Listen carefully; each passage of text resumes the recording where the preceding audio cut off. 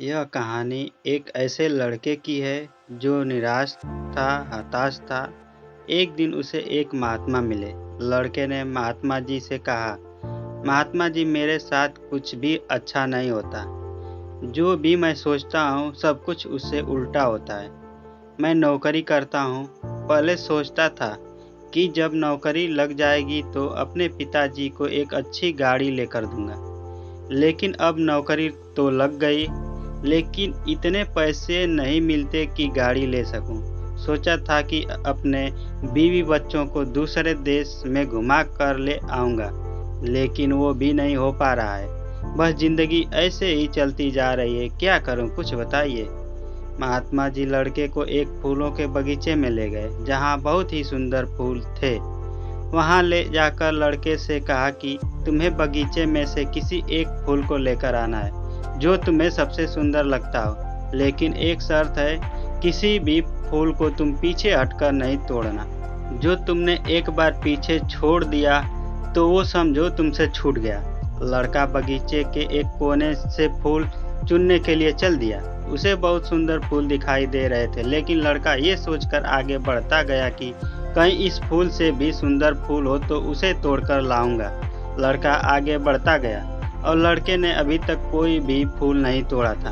अब बगीचे में केवल कुछ ही फूल बाकी थे जो बिल्कुल सूखे हुए थे। अब लड़का शर्त के मुताबिक पीछे छोड़े हुए फूलों में से भी नहीं तोड़ सकता था।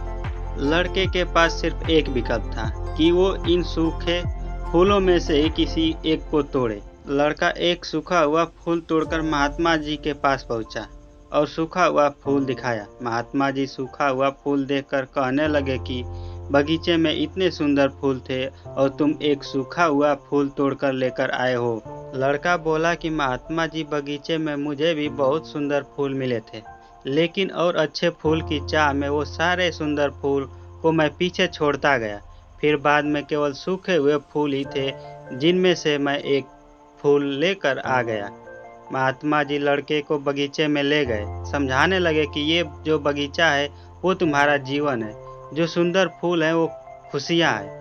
इतने सुंदर फूलों से भरा हुआ है, लेकिन कुछ और बेहतर की चाह में तुम इतनी सुंदर जीवन को भी खुशी से नहीं जी पा रहे हो।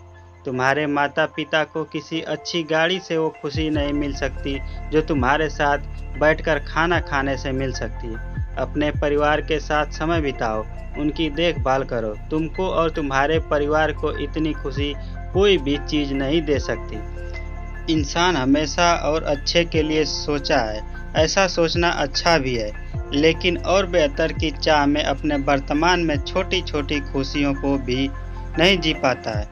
हम ये सोचते रहते हैं कि एक ऐसा दिन आएगा जब मेरे पास धन होगा, अच्छा मकान होगा, गाड़ी होगी, लेकिन ऐसा कभी नहीं होता जो हमारे मन के मुताबिक हो। और ऐसा ही सोचते सोचते हमारा सुंदर फूलों से भरा हुआ जीवन में सिर्फ सूखे हुए फूल ही बचते हैं, जिनको हमें मजबूरी में जीना ही पड़ता है। इसलिए अपने वर्तमान में छोटी छोटी खुशियों के पलों को बटोरते रहो। इससे बड़ी खुशी और कहीं नहीं मिल सकती है।